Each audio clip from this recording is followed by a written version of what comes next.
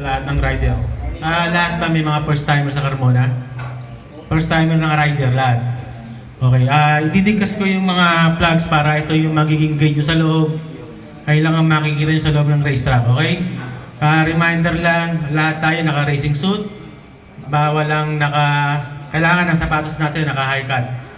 Okay, then pinapayagan namin ng pantalon, kailangan may elbow at knee pads.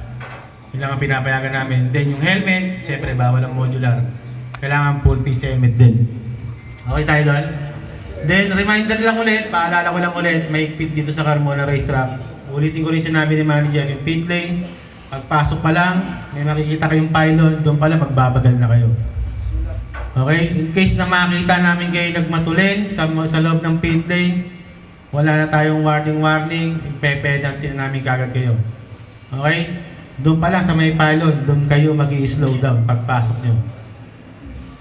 Kasi kaya namin pinay-slow down kasi dito may mga tao, baka kayo maka-aksidente pa ng tumatawid. Kaya dito may speed limit na tayo. Okay, ito lang makikita, ang laki naman niya para makita nyo. Kaya doon pa lang sa pylon, pwede na kayo mag-slow down. Okay? Once na itinawag nga yung group ninyo, kailangan nyo na rin pumila, then mag-gear up, then pasasakay na. Lahat to may transponder. Hanggang sa mag-practice ninyo, may transponder tayo, malalaman nyo na yung oras ninyo. Ilalabas namin. And then sa huling session, huling session ninyo, mag-grid position kayo rito. Pag-grid ninyo, kung sino yung top 10, i-grid namin yung 1, 2, 3, isa-isa namin paandarin. Then 5 minutes lang ang ang warm-up. Iikutin nyo within 5 minutes lang. Then pasok na ulit. Okay? Explain ko lang yung plugs sa lahat ng bago. Ito lang yung makikita nyo sa loob ng racetrack. Once na nagbigay kami ng dilaw, ibig sabihin caution to. Meron tayong aksidente sa loob ng racetrack or may huminto sa loob ng racetrack. Okay? Slow down. Hindi ko sinasabing tumabi kayo. Nire-remind lang namin kayo na merong aksidente sa loob ng racetrack. Kung tawagan, no overtaking under the yellow flag. Okay? Tandaan nyo kasi walang makikita kundi yellow flag lang. Ito ang magiging guide ninyo sa loob ng racetrack, kundi flags lang. Okay, pagka sinabi ng marshal na tumabi kayo, pag pinapatabi kayo, tumabi na lang kayo. Kasi para sa safety ninyo yun. Kasi minsan may nagagalit pa sa marshal namin, hindi pwede. Hindi, kami masusunod sa loob ng racetrack. Once sinabi namin na tumabi na kayo, tatabi na kayo. Para sa safety ninyo yun. Okay? Then, green flag. Pagka nag-yellow flag kami, susunod doon, green flag. Ibig sabihin, always go. Clear na yung dadaanan nyo sa loob ng racetrack. Okay? Green flag always go. And then, blue flag, sa race sa career na yung pinapakita kasi ito, track day lang naman. I-explain ko na lahat.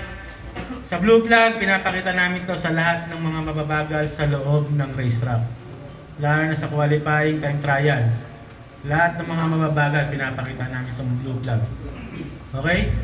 Then, slippery flag. Ngayon, medyo maganda pa noon. Once na nasa loob kayo ng racetrack, biglang umulan. Pinapakita namin itong slippery. Ina-aware namin na madulas na yung loob ng racetrack. Okay? And then, red flag, ibig sabihin end of the race or stop the race. Pag pinakitaan kayo ng red flag sa starting finish, ikot lang din kayo, then pasok na kayo sa loob ng pit lane. Okay? Pag pinakatayan ng red flag. Black and white, pinapakita ko lang din sa starting finish sa lahat na magulo sa loob ng racetrack. Panonoorin din namin lahat na nagse-serving, lumalabas ang siko, na alam namin na makaka-aksidente kayo sa loob ng racetrack. Isang beses ko lang pinapakita. Once na inulit ninyo, ibibigay ko ang black flag. Ibig sabihin ng black flag, disqualification or hindi ko na kayo palalabasin sa loob ng racetrack. Okay? And then, black and orange, 3 times ko nang binibigay sa starting finish. Lahat ng may problema sa motor, tambucho, flarings na alam ko makaka-aksidente sa inyo, 3 times kong binibigay. And then pag hindi nyo in-observe to, sabihin black flag, pag pinakita kayo ng black flag, disqualification pa rin kayo. Okay, kasi sa lahat ng racetrack, ito ang mga flags na makikita nyo rin. Kahit sa ibang bansa, ito rin ang i-explain sa inyo. Kaya dito pala, tinuturo na namin sa inyo para pagdating nyo sa ibang racetrack, alam nyo na. Okay? Then, checker flag, end of the race. Pag chinek ko sa starting finish, pasok lang din ulit, balik na kayo sa paddock ninyo. Lahat naman tayo di ba? Naka-waiver na, naka-register na. Okay, basta lahat naka-jersey mamaya. Kasi hindi namin payapayagan din yung hindi naka-jersey pag magta-track day. Okay? Question sa mga vlogs para makapag-start na tayo.